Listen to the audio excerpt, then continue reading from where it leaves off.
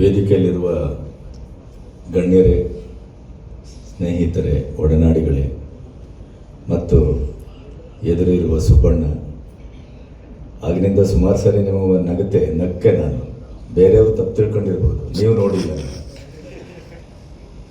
ನಮ್ಮೆಲ್ಲರ ಮತ್ತು ಈ ಸಮಾಜದ, ಈ ರಾಜಕೀಯ ವ್ಯವಸ್ಥೆಯ ಸಾಕ್ಷಿ ಪ್ರಜ್ಞೆ ಆಗಬೇಕು ಅಂತ ನಾವು ಆಶಿಸಬಹುದಾದ ವ್ಯಕ್ತಿತ್ವ ಏನಾದರೂ ಇದ್ದರೆ ಈ ನಾಡಿನಲ್ಲ, ಇಡೀ ದೇಶದನ್ನೇ ಒಂದು ದೃಷ್ಟಿಯಲ್ಲಿ ಇಟ್ಕೊಂಡು ಮಾತಾಡೋದಿದ್ರೆ ಅದು ಬಹಳ ಬಹಳ ಸ್ಪಷ್ಟವಾಗಿ ಎನ್.ಆರ್. ರಮೇಶ್. ಎನ್.ಆರ್. ರಮೇಶ್ರಂಥವರು ರಾಜ್ಯದಲ್ಲಿ 10 ಜನ ಇದ್ದರೆ, ವಿವೇಕಾನಂದರು 100 ಜನರನ್ನು ಕೇಳಿದರು, ನಾವು 10 ಜನರನ್ನು ಕೇಳಬಹುದು. 10 ಜನ ಇದ್ದರೆ ಆ ಇಡೀ ರಾಜ್ಯ ಇವತ್ತು ಏನು ಅವರು ನಿಂತ ವಾರ್ಡ್ ಇವತ್ತು ಏಷ್ಯಾದಲ್ಲೇ ಮಾದರಿ ಅಂತ ಒಂದು ಅನ್ನಿಸ್ಕೊಂಡಿದೆಯೋ ಅದು ಆಗಿದೆ. ಮತ್ತೆ ಈ ಪುಸ್ತಕದ ಮೂಲಕ ಇದು ಪ್ರಕಟ ಆಗುವ ಮೊದಲು ಒಂದಿಷ್ಟು ಓದಿನ ಅವಕಾಶಕ್ಕೆ ನನಗೆ ದಕ್ಕಿದ್ದರಿಂದ ರಾಜ್ಕುಮಾರ್ರ ಇಡೀ ವ್ಯಕ್ತಿತ್ವಕ್ಕೆ ಒಂದು ಕಲಶಪ್ರಾಯವಾಗಿ ಮತ್ತು ಪ್ರತಿಕ್ರಿಯಾತ್ಮಕವಾಗಿ ಈ ಪುಸ್ತಕ ಒಂದು ಚಾರಿತ್ರಿಕವಾದಂಥ ದಾಖಲೆ ಯಾಕೆ ಅನ್ನೋದನ್ನು ಹೇಳಿದರೆ ಬಹುಶಃ ರಾಜ್ಕುಮಾರ್ರ ವ್ಯಕ್ತಿತ್ವವು, ರಾಜ್ಕುಮಾರನ್ನು ಪ್ರೀತಿಸುವ ಅಭಿಮಾನಿಗಳ ಅಭಿಮಾನವು ಮತ್ತು ಎನ್.ಆರ್. ರಮೇಶ್ ಅವರು ಮಾಡುವ ಕೆಲಸದ ಕೃತುಶಕ್ತಿಯ ಒಂದು ಅಂದಾಜು ಮತ್ತು ಅದರ ಅಳತೆ ಆಗತ್ತೆ ಅಂತ ನಾನು ಭಾವಿಸ್ತೇನೆ. ಮೊದಲನೇದಾಗಿ ಈಗಷ್ಟೇ ನನ್ನ ಗೆಳೆಯ ರುಕ್ಕೋಜಿ ಅವರು ಮಾತಾಡಿದಾಗ ಅವರು ಮಕರ ಜ್ಯೋತಿ ಮತ್ತು ಲಡ್ಡಿನ ಪ್ರಶ್ನೆಯನ್ನು ಎತ್ತಿದರು. ನಾನು ಅತ್ಯಂತ ಕಟುವಾಗಬಹುದು ಕೆಲವರಿಗೆ, ಆದರೆ ನಿರ್ದಾಕ್ಷಿಣ್ಯವಾಗಿ ಹೇಳ್ಬೋದು ಅಂತಾದರೆ ನಮ್ಮ ನಂಬಿಕೆಯ ಮಕರ ಜ್ಯೋತಿಯ ಅಸಲಿಯತ್ತು ಬಯಲಾಗಬಹುದು, ನಾವು ನಂಬಿ ತಿನ್ನುವ ಲಾಡಿನ ಮೂಲ ಧಾತು ಬದಲಾಗಬಹುದು, ಆದರೆ ರಾಜ್ಕುಮಾರ್ರ ಬದುಕಿನ ಸಂವೇದನೆ ಮತ್ತು ಅದರ ಶಿಸ್ತು, ಅದರ ಸರಳತೆ ಅದು ಯಾವತ್ತೂ ಬದಲಾಗಲಿಕ್ಕೆ ಸಾಧ್ಯ ಇಲ್ಲ. ನಾನೊಂದು 10 ವರ್ಷ ಒಡನಾಟ ಮಾಡಿದಾಗ ರಾಜ್ಕುಮಾರ್ ಎಂಥವ್ರು ಅಂತ ನೀವು ಭಾವಿಸದಿದ್ರೆ, ಒಬ್ಬ ವ್ಯಕ್ತಿಯ ಅನುಪಸ್ಥಿತಿಯಲ್ಲಿ ರಾಜ್ಕುಮಾರ್ ಅವರು ಒಂದು ಅಪಭ್ರಂಶವನ್ನ ಮಾತಾಡಿದ್ದನ್ನ ಈ ಕಿವಿಗಳು ಯಾವತ್ತೂ ಕೇಳಿಲ್ಲ. ಅದು ರಾಜ್ಕುಮಾರ್. ಕಾಲುಗಂಟಿನ ಆಪರೇಷನ್ ಆಗಿ ನಡೆಯಬಾರದು ಅಂತ ಹೇಳಿದ್ರು, ನಮ್ಮಂತ ಹುಲುಮಾನವರು ಹೋದರೂ ಕೂಡ ಅವರ ಮನೆಯ ಎದುರು ಬಂದು ಆ ಮರದ ಅಡಿಯಲ್ಲಿದ್ದಂಥ ಗಣಪತಿ ದೇವಸ್ಥಾನದ ಎದುರು ನಿಂತು ಬೀಳ್ಕೊಡದೇ ಇದ್ರೆ ಅದು ರಾಜ್ಕುಮಾರ್ ಅಲ್ಲ. ಮತ್ತೆ ರಾಜ್ಕುಮಾರ್ ಅವರು ಕಟ್ಟಿದ್ದು ಕೇವಲ ಚಿತ್ರರಂಗ ಅಲ್ಲ, ರಾಜ್ಕುಮಾರ್ ಕಟ್ಟಿದ್ದು ನಮ್ಮಂಥವರ ಬದುಕನ್ನು ಕೂಡ, ಭಾವವನ್ನು ಕೂಡ, ಈ ಸಮಾಜವನ್ನ, ಸಂಸ್ಕೃತಿಯನ್ನ. ಈಗ ನಾವೇನಾದರೂ ಇವತ್ತು ಪತ್ರಿಕೋದ್ಯಮಕ್ಕೆ ಅಥವಾ ಈ ಅಕ್ಷರದ ಯಜ್ಞಕ್ಕೆ ಮುಖಾಮುಖಿ ಆಗಿದ್ದೇವೆ ಅಂತಂದ್ರೆ ಅದು ನನ್ನ ಹಿರಿಯರು ತೋರಿಸಿದ ರಾಜ್ಕುಮಾರ್ ಸಿನಿಮಾ. ಹಾಗಾಗಿ ರಾಜ್ಕುಮಾರ್ ಒಂದು ರೀತಿಯಲ್ಲಿ ಈ ನೆಲದ ಬಹಳ ಅದ್ಭುತವಾದಂಥ ಒಂದು ಸವಾಲಿನ ವೃಕ್ಷ ಅದು. ನೀವು ಯಾವುದರಲ್ಲಿ ರಾಜ್ಕುಮಾರನ್ನ ಎದುರಿಸ್ತೀರಿ? ರೂಪದಲ್ಲಿ ಎದುರಿಸ್ತೀರಾ? ಒಬ್ಬ ವೆಸ್ಟರ್ನ್ ಬಂದು ವಿ ಶೇಪಿನ ಬಾಡಿ ಅನ್ನೋದಕ್ಕೆ ವ್ಯಾಖ್ಯಾನಿಸಿದ್ದಕ್ಕೆ ಆಕರವಾದವರು ರಾಜ್ಕುಮಾರ್. ಅದು ಅವರ ರೂಪ.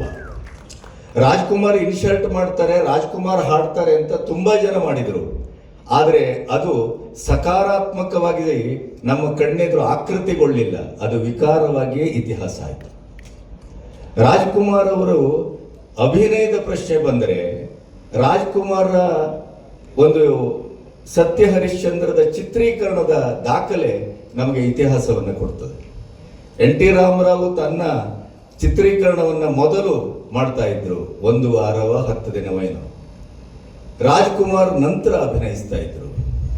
ಆದರೆ 1 ವಾರದ ನಂತರ ಆದ ಬದಲಾವಣೆ ಏನು ಅಂತಂದ್ರೆ, ರಾಜ್ಕುಮಾರ್ ಗಾರು ಮಾಡಿದ್ದನ್ನು ನೋಡಿ ನಾನು ಅಭಿನಯಿಸ್ತೇನೆ, ಆದ್ರಿಂದ ರಾಜ್ಕುಮಾರದವರು ಮೊದಲು ಮಾಡಿ ನಂತರ ನನ್ನ ಅಭಿನಯವನ್ನ ಇಟ್ಕೊಳ್ಳಿ ಅಂತ ಹೇಳಿದ್ದು ಎನ್.ಟಿ. ರಾಮರಾವ್. ಭಕ್ತ ಕುಂಬಾರ ಇವತ್ತಿನವರೆಗೆ ಯಾರು ಮಾಡ್ಲಿಕ್ಕೆ ಆಗಿಲ್ಲ. ಶಿವಣ್ಣ ಮಾಡ್ತಾರೆ ಅಂತ ಹೋದಾಗ ಇದೇ ಸುಬ್ಬಣ್ಣನಂತವರು, ನನ್ನಂತವರು, ಪ್ರೇಮನಾಥ್ ಅಂತವ್ರು ಹೋಗಿ ಪಾರ್ವತಮ್ಮನವರ ಹತ್ರ ಕಟುವಾಗಿ ಹೇಳಿದೆವು, ಅಂತ ಸಿನಿಮಾವನ್ನ ಶಿವಣ್ಣ ಅಲ್ಲ, ಈ ನೆಲದ ಇನ್ಯಾವ ವ್ಯಕ್ತಿಯೂ ಮಾಡಲಾರದು. ಹಾಗಾಗಿ ಆ ಒಂದು ತೂಕವನ್ನ ಆ ಒಂದು ಪ್ರೀತಿಯನ್ನ, ಆ ಎತ್ತರವನ್ನ, ಆ ಬಿತ್ತರವನ್ನ ದಯವಿಟ್ಟು ಹಾಳು ಮಾಡಬೇಡಿ. ರಾಜ್ಕುಮಾರು ಕನ್ನಡ ನಾಡು, ಕನ್ನಡದ ಸಂಸ್ಕೃತಿ, ಕನ್ನಡದ ಭಾಷೆ, ಅವರಿಗೆ ಹಿಂದಿಯಿಂದ, ತಮಿಳಿನಿಂದ, ತೆಲುಗಿನಿಂದ, ಮುಖ್ಯವಾಗಿ ತಮಿಳು ಮತ್ತು ತೆಲುಗು ಪೌರಾಣಿಕ ಮತ್ತು ಐತಿಹಾಸಿಕ ಸಿನಿಮಾಗಳನ್ನು ಇಟ್ಟುಕೊಂಡು ಭಾರತೀಯ 100 ವರ್ಷವನ್ನ ಇಟ್ಕೊಂಡು ನೋಡಿದ್ರು ಕೂಡ ಇವತ್ತಿಗೂ ರಾಜ್ಕುಮಾರ್ ಮಾಡಿದಂಥ ಆ 2 ನೆಲೆಗಳ ಪಾತ್ರಗಳಿದೆಯಲ್ಲ, ಅದು ಎನ್ ಟಿ ರಾಮರಾವ್ ಅಲ್ಲ, ಇನ್ಯಾರು ಅಲ್ಲ, ಯಾರೂ ಅಲ್ಲ, ಅದು ರಾಜ್ಕುಮಾರ್. ನಾನು ನನ್ನ ಹುಟ್ಟಿದ ಜಾತಿ ದೇವಸ್ಥಾನದ ಸುತ್ತಮುತ್ತ ಇರುವಂಥ ಒಂದು ವರ್ಗ ನಂದು. ಹಾಗಾಗಿ ನಮಗೆ ಈ ದೇವಸ್ಥಾನದ ಕೈಂಕರ್ಯ, ವೇದ, ಉಪನಿಷತ್ತು, ಸಂಗೀತ, ಸಾಹಿತ್ಯ, ಕಲೆ, ಕೈಂಕರ್ಯಗಳು ಇವೆಲ್ಲ ಸ್ವಲ್ಪ ಜ್ಞಾನ ಇದೆ. ರಾಜ್ಕುಮಾರ್ ತನ್ನ ಚಿತ್ರ ಅಂತ ಒಪ್ಪಿದ್ದು ಒಂದೇ ಸಿನಿಮಾ, ಅದು ರಾಘವೇಂದ್ರ ಸ್ವಾಮಿಯ ಚಿತ್ರ. ಆ ಇಡೀ ಸಿನಿಮಾವನ್ನ ನೋಡಿ ನೀವು ಒಂದು ಸಂತ ಪರಂಪರೆಯನ್ನ ನೋಡಿ, ಅಥವಾ ಉತ್ತರಾದಿ ಮಠ ಈಗ ರಾಘವೇಂದ್ರ ಸ್ವಾಮಿಗಳು ಅಂತ ಬಂದರೆ ಅದರ ಕೈಂಕರ್ಯವನ್ನ ನೋಡಿ, ಕೂತ್ಕೊಳ್ಳೋದ್ರಿಂದ ಹಿಡಿದು, ಕೈಯನ್ನ ಇಡುವುದರಿಂದ ಹಿಡಿದು, ನೋಟದಿಂದ ಹಿಡಿದು, ಎದುರು ಬರುವ ಭಕ್ತರನ್ನ ಕಾಣುವುದರಿಂದ ಹಿಡಿದು, ಮಂತ್ರಾಕ್ಷತೆಯನ್ನ ಕೊಡುವುದರಿಂದ ಹಿಡಿದು, ಅದಕ್ಕೆ ಅದರದೇ ಆದಂಥ ಒಂದು ಸಂಸ್ಕಾರ ಪ್ರಜ್ಞೆ ಅಂತಿದೆ. ನೀವು ಆ ಸಿನಿಮಾವನ್ನ ಇಟ್ಟು ಸ್ಟಡಿ ಮಾಡಬಹುದು. ರಾಜ್ಕುಮಾರ್ ಎಲ್ಲಿಯೂ ಒಂದು ರಾಗಿಯ ಕಾಳಿನಷ್ಟು ಕೂಡ ವ್ಯತ್ಯಾಸ ಆಗಿಲ್ಲ ಅನ್ನೋದನ್ನ ಫೇಜಾವ್ ಸ್ವಾಮಿಗಳಂತವ್ರು ಹೇಳಿದ್ದಾರೆ, ನಾನಲ್ಲ. ಹಾಗಾಗಿ ಅಭಿನಯದಲ್ಲೂ ಎದುರಿಸ್ಲಿಕ್ಕಾಗುವುದಿಲ್ಲ, ಜನನಾಯಕ ಅಲ್ಲಿಯೂ ಆಗುವುದಿಲ್ಲ. ಗೋಕಾಕ್ ಚಳವಳಕ್ಕೆ ರಾಜ್ಕುಮಾರ್ ಧುಮುಕದೇ ಇದ್ರೆ ಗೋಕಾಕ್ ಚಳವಳಕ್ಕೆ ಇಂಥ ಒಂದು ಶಕ್ತಿ ಸಂಚಯ ಆಗ್ತಾನೆ ಇರಲಿಲ್ಲ ಅಂತ ಪಾಟೀಲ್ ಪುಟ್ಟಪ್ಪನವರಿಂದ ಹಿಡಿದು ಕುವೆಂಪುನವರವರೆಗೆ ಹೇಳಿದರು. ಹಾಗಾಗಿ ನೀವು ರಾಜ್ಕುಮಾರನ್ನ ಕೊನೆಗೂ ಎಲ್ಲಿಗೆ ತಾಂಡ್ತೀರಿ ಅವರನ್ನ. ಆಮೇಲೆ ಇನ್ನೊಂದು ಹೇಳಬೇಕು ನಿಮಗೆ, ಇದನ್ನು ಹೇಳಲೇಬೇಕು. ಅದೇನಾದ್ರು ರಾಜ್ಕುಮಾರ್ ಅನ್ನುವ ಒಂದು ವ್ಯಕ್ತಿತ್ವ, ಒಂದು ಯುಗ ಪುರುಷ, ಶೂದ್ರ ಸಮಾಜದಿಂದ ಬಂದದ್ದೇ ಅಪರಾಧ ಆಯ್ತು. ಇಲ್ಲಿ ಆದ ದೊಡ್ಡ ತಪ್ಪೇನು ಅಂತಂದ್ರೆ, ರಾಜ್ಕುಮಾರ್ ಹುಟ್ಟಿನ ನೆಲೆ ಇಡೀಯದಾಗಿ ಅದನ್ನ ಒಂದು ವರ್ಗ ಸಹಿಸಲಿಲ್ಲ. ಅದು ಪತ್ರಕರ್ತರು ಅಂತ ಅಷ್ಟೇ ಅಲ್ಲ, ಕಲ್ಯಾಣ ಕುಮಾರ್ ಮಾಡಲಿಲ್ವೇ? ಯಾರು ಮಾಡಲಿಲ್ಲ? ಸಿನಿಮಾದ ಒಳಗದವ್ರು ಮಾಡಲಿಲ್ವೇ? ಭೋಜರಾಜನ ಪಾತ್ರವನ್ನ ಮಾಡಿ ರಾಜ್ಕುಮಾರ್ಗಿಂತ ಚೆನ್ನಾಗಿ ನಾನು ಮಾಡಿದೆ ಅಂತ ಹೇಳ್ಕೊಂಡು ತಿರುಗಾಡದವ್ರು ನೋಡಿಲ್ವೇ? ಯಾರೇನು ನೋಡಿಲ್ಲ ನಾವು. ರಾಜ್ಕುಮಾರ್ ಸಿನಿಮಾದಲ್ಲಿ ಮಗನ ಪಾತ್ರ ಮಾಡಿ ಸನಾದಿ ಅಪ್ಪಣ್ಣನಲ್ಲಿ ನಾನು ವರ್ತಿಸಿದ ಆ ಪಾತ್ರದ ರೀತಿಗೆ ತನ್ನ ಬದುಕೇ ಹಾಳಾಗೋಯ್ತು ಅಂತ ಈಗ ಹೇಳ್ತಾ ಇದ್ದಾರೆ ಅಶೋಕ್. ಒಮ್ಮೆ ಅದು ಸತ್ಯ ಅಂತ ಒಪ್ಪಿಕೊಂಡ್ರೆ ರಾಜ್ಕುಮಾರ್ರ ಅಭಿಮಾನದ ಮತ್ತು ಅಭಿಮಾನಿಗಳ ಎದೆಯಲ್ಲಿ ಆಕೃತಿಗೊಂಡಂತ ರಾಜ್ಕುಮಾರ್ರ ವ್ಯಕ್ತಿತ್ವದ ಲಕ್ಷಣ ಅಂತ ನಾನು ಭಾವಿಸ್ತೇನೆ. ಅಂಥ ವ್ಯಕ್ತಿತ್ವವನ್ನ ಎಲ್ಲಿ ಅವರನ್ನ ಅದುಂಬೇಕು ಅಂತ ಹೊರಟು, ಒಲವು ಗೆಲುವಿನಲ್ಲಿ ಶೇಕ್ಸ್ಪಿಯರ್ನ ಪಾಠ ಮಾಡಿದಾಗ ಅದಕ್ಕೆ ಆಕ್ಷೇಪ ಮಾಡುವ ಒಂದು ದಾಷ್ಟ್ಯವನ್ನು ತೋರಿದರು. ಕವಿರತ್ನ ಕಾಳಿದಾಸದ ಒಂದು ಆ ಸ್ತುತಿಯನ್ನ ಶೂದ್ರ ಹೇಳಬಾರದು ಅನ್ನುವ ರೀತಿಯಲ್ಲಿ ವರ್ತಿಸಿತು ಒಂದು ವರ್ಗ. ಮಂತ್ರಾಲಯದ ಶ್ರೀಗಳ ಪಾತ್ರವನ್ನೇ ಹೆಂಡ ಇಳಿಸುವ ಜಾತಿಯಿಂದ ಬಂದಂಥವ್ರು ಮಾಡಬಾರದು ಅಂತಂದ್ರು. ರಾಜ್ಕುಮಾರ್ಗೆ ಆಸಿಡ್ ಹಾಕ್ಲಿಕ್ಕೆ ಹೊರಟ್ರು, ರಾಜ್ಕುಮಾರ್ನ ಕೊಲೆ ಮಾಡ್ಲಿಕ್ಕೆ ಹೊರಟ್ರು. ಎಲ್ಲಿಯೂ ಆಗಿಲ್ಲ. ದೈವಾಂಶ ಸಂಭೂತ ಆಂಜನೇಯನ ಪುತ್ರ, ಸಾವು ಅಷ್ಟು ಸುಲಭದಲ್ಲಿ ದಕ್ಕುವುದಿಲ್ಲ. ಎಚ್.ಎಫ್. ನಾಯ್ಕರು ಬರೆದಂತ ಮತ್ತು ಅವರ ಒಟ್ಟಿಗೆ ಸಂದರ್ಶನ ಮಾಡಿ ಅವರು ಹೇಳಿದ ದರ್ಶನದ ಒಂದು ಸತ್ಯವನ್ನು ಇಟ್ಟುಕೊಂಡು ನಾನು ಪುಸ್ತಕ ಬರೆದಿದ್ದೇನೆ, ರಾಜ್ಕುಮಾರ್ 100ಕ್ಕೆ 100 ಇಚ್ಛಾಮರಣಿ ಅಂತ, ವೈಜ್ಞಾನಿಕವಾಗಿ, ಸೈಂಟಿಫಿಕಲಿ. ಹಾಗಾಗಿ ರಾಜ್ಕುಮಾರನ್ನ ಆಗದೇ ಇದ್ದವರು. ಬಂಗಾರದ ಮನುಷ್ಯನಿಗೆ ಅಬದ್ಧವನ್ನ ನುಡಿದ್ರು ಪುಟ್ಟಣ್ಣ. ಬಂಗಾರದ ಮನುಷ್ಯ ಏನಾಯ್ತು?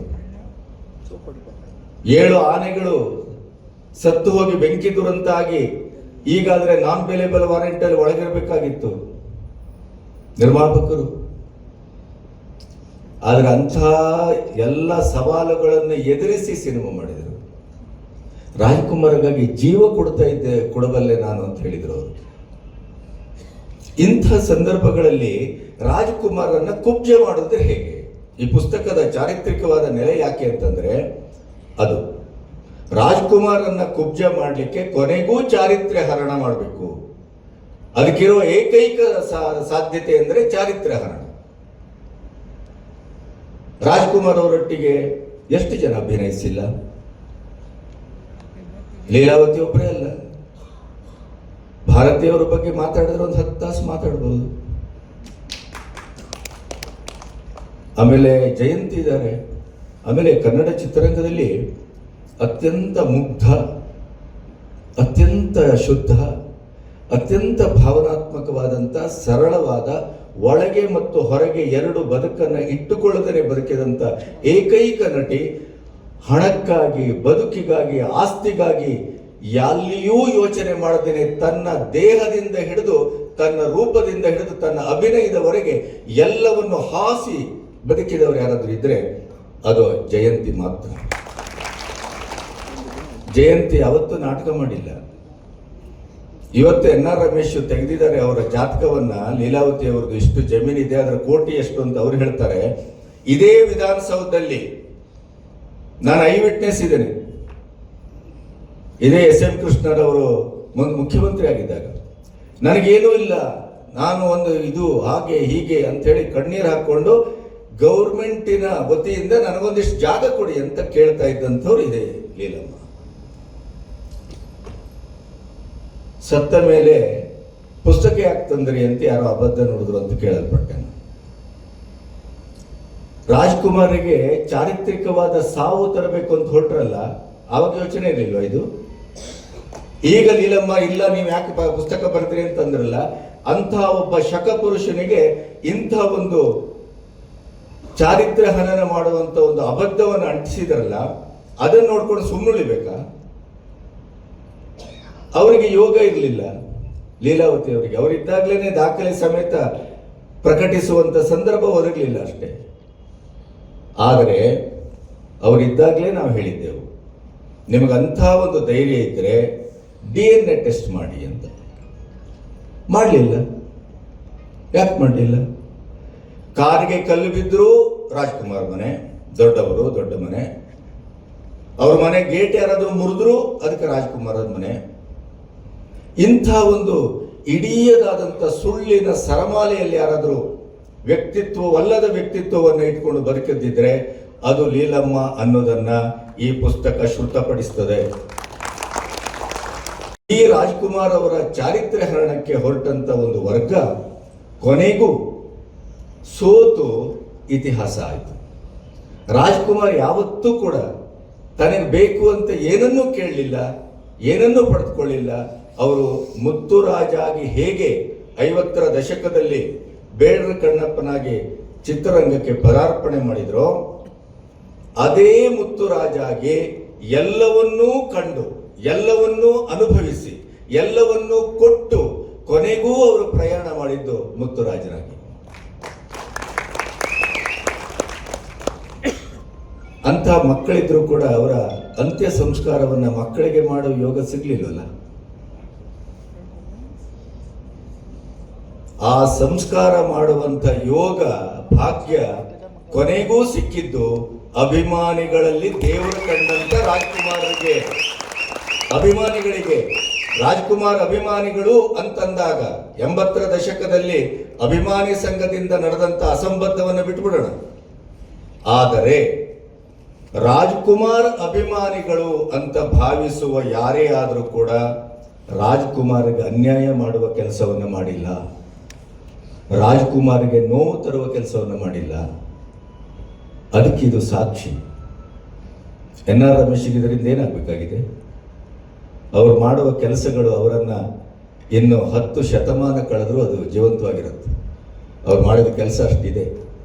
ನಮ್ಮ ದರಿದ್ರ ರಾಜಕಾರಣ ಅವರಿಗೆ ಸಿಗಬೇಕಾದ ಅರ್ಹತೆ, ಸ್ಥಾನ, ಮಾನ, ಘಂಟಾಘೋಷವಾಗಿ ಒಂದು ಮಾತು ಹೇಳ ನಾನು. ಇಡೀ ಕರ್ನಾಟಕದ ಬಿಜೆಪಿಯಲ್ಲಿ ಇವರ ಎದುರು ನಿಂತು ಮಾತಾಡುವ ಒಬ್ಬ ಯೋಗ್ಯತೆ ಅಂತ ರಮೇಶ್ ಇವತ್ತು ಈ ಪುಸ್ತಕವನ್ನ ಮಾಡಿದ್ದಾರೆ ಅಂತಂದ್ರೆ ಇದೊಂದು ಶುದ್ಧ ಕೃತಿ. ಹಾಗಾಗಿ ರಾಜ್ಕುಮಾರನ್ನ ಯಾರೆಲ್ಲ ಮುಗಿಸ್ಬೇಕು ಅಂತ ಹೊರಟು ಅವರ ಅಂತ್ಯ ಅತ್ಯಂತ ವಿಕಾರವಾಗಿದೆ, ಇದನ್ನೇ. ಆಮೇಲೆ ರಾಜ್ಕುಮಾರನ್ನ ಅಸಹ್ಯವಾಗಿ ಅವಮಾನಿಸ್ಲಿಕ್ಕೆ ಹೊರಟವರ ಅಂತ್ಯ ಸಂಸ್ಕಾರಕ್ಕೆ ಸಹಕರಿಸಿದ್ದು ಪಾರ್ವತಮ್ಮ ಅನ್ನೋದನ್ನು ಮರೆಯಬೇಡಿ. ಪಾರ್ವತಮ್ಮನ ಇದೇ ರವಿ ಬೆಳಗೆರೆ ಒಂದ್ ಕಡೆ ಬರೀತಾರೆ, ಗೋಕಾಕ್ ಚಳವಳದ ಸಂದರ್ಭದಲ್ಲಿ ಏನು ಸರ್ಕಾರ ಗಮನಿಸ್ತಾ ಇಲ್ಲ, ಹೋಗಿ ಬೆಂಕಿ ಹಾಕ್ಬಿಡಿ ಅಂತ ರಾಜ್ಕುಮಾರ್ ಹೇಳಿದ್ರು ಅಂತ. ದೇವರಣೆಗೂ ಹೇಳ್ತೇನೆ ನಾನು, ಇದು ರಾಜ್ಕುಮಾರ ಸ್ವಭಾವವಲ್ಲ, ರಾಜ್ಕುಮಾರ ಸಂವೇದನೆ ಅಲ್ಲ, ರಾಜ್ಕುಮಾರ ಗುಣ ಅಲ್ಲ, ರಾಜ್ಕುಮಾರ ವ್ಯಕ್ತಿತ್ವ ಅಲ್ಲ. ಅಂತ ಮಾತನ್ನ ಅವರ ಬಾಯಿಂದ ಯಾವತ್ತೂ ನಾನು ಕೇಳಿಲ್ಲ. ಅವರಿಗೆ ಅನ್ಯಾಯ ಮಾಡಿದವರನ್ನು ಕೂಡ ಅವರು ಶಪಿಸಲಿಲ್ಲ. ನೆನ್ಬಿಡಿ, ಹೇಗೆ ಬರ್ಲಿಕ್ಕೆ ಸಾಧ್ಯ ಅಂತ ಮಾತು?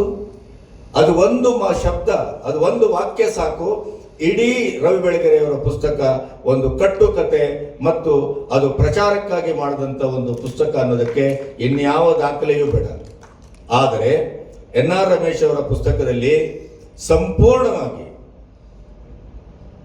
ಅವರ ಪುಸ್ತಕದ ಪೋಸ್ಟ್ ಮಾರ್ಟಮ್ ಮಾಡಿದ್ದಾರೆ, ಸಂಪೂರ್ಣವಾಗಿ ಬೆತ್ತಲಗೊಳಿಸಿದ್ದಾರೆ ಅಂತ. ಅವ್ರದೇ ಬೆತ್ತಲೆ ಜಗತ್ತು ಅಂತ ಬರೀತಾ ಇದ್ರು ಕಾಣುತ್ತೆ, ಆ ರೀತಿಯಲ್ಲಿ ಬೆತ್ತಲಗೊಳಿಸಿದ್ದಾರೆ. ಹಾಗಾಗಿ ರಾಜ್ಕುಮಾರ್ ನಮ್ಮ ಭೂತವೂ ಹೌದು, ಭವಿಷ್ಯವೂ ಹೌದು, ವರ್ತಮಾನವೂ ಹೌದು. ರಾಜ್ಕುಮಾರ್ ಬಗ್ಗೆ ನಾವು ಇಷ್ಟು ಪುಸ್ತಕವನ್ನು ಬಹುಳೆಯವರು ಬರೆದಿದ್ದಾರೆ, ನಾವು ಬರೆದದ್ದು ಒಂದೇ ಪುಸ್ತಕ. ಆದರೆ ಇದರಲ್ಲಿ ಒಂದು ನೀವು ತಿಳ್ಕೋಬೇಕು, ರಾಜ್ಕುಮಾರ್ ಬಗ್ಗೆ ಪುಸ್ತಕ ಬರೆಯುವ ಹಂಬಲದಿಂದ ನಾವು ಬರೆದಿದ್ದೇವೆ ಹೊರತು ರಾಜ್ಕುಮಾರ್ ಅಪೇಕ್ಷೆ ಅಲ್ಲ. ಅದು ರಾಜ್ಕುಮಾರ್ ಪುಸ್ತಕದಿಂದ ನಾವು ಹೆಸರು ಮಾಡಿದ್ದೇವೆ, ರಾಜ್ಕುಮಾರ್ ಪುಸ್ತಕದಿಂದ ನಾವು ಅಸ್ತಿತ್ವವನ್ನು ಕಂಡುಕೊಂಡಿದ್ದೇವೆ. ನೋಡಿ, ಇದು ಜಗತ್ತಿನ ಬಹಳ ದೊಡ್ಡ ವಿಪರ್ಯಾಸ. ತನ್ನ ಅಭಿನಂದನಾ ಸಮಾರಂಭ ಮಾಡಿ, ಅಭಿನಂದನಾ ಸಮಾರಂಭಕ್ಕೆ ಒಂದೊಂದು ಪುಸ್ತಕ ತನ್ನಿ, ಪುಸ್ತಕ ತರೋದೇ ಈಗ ದಾಖಲೆ ಆಗೋಗಿದೆ ಎಷ್ಟೋ ಕಡೆ. ಆದರೆ ರಾಜ್ಕುಮಾರ್ ಬಗ್ಗೆ ನಾವು ನಮ್ಮಂತ ಅಭಿಮಾನಿಗಳು ಪುಸ್ತಕವನ್ನು ತರುವ ಮೂಲಕ ದಾಖಲೆ ಮಾಡಿದ್ದೇವೆ ಇದು. ಹಾಗಾಗಿ ಈ ಪುಸ್ತಕವನ್ನ ಯಾಕೆ ಓದಬೇಕು ಅಂತಂದ್ರೆ, ರಾಜ್ಕುಮಾರ್ ಅವರ ಬಗ್ಗೆ ಅಂಟಿಸಲು ಹೊರಟಂತ ಒಂದು ಚಾರಿತ್ರ್ಯದ ವಿಕಾರ ಇದೆಯಲ್ಲ, ಅದನ್ನು ಸಂಪೂರ್ಣವಾಗಿ ಶುದ್ಧವಾಗಿ ದಾಖಲೆ ಸಮೇತ ತೊಡೆದು ಹಾಕುವ ಕೆಲಸವನ್ನ ರಮೇಶ್ ಮಾಡಿದ್ದಾರೆ. ಎನ್.ಆರ್. ರಮೇಶ್ ಅವರು ಮಾಡಿದ ಕೆಲಸ ಇದು ಪುಣ್ಯದ ಕೆಲಸ ಅಂತ ನಾನು ಭಾವಿಸ್ತೇನೆ.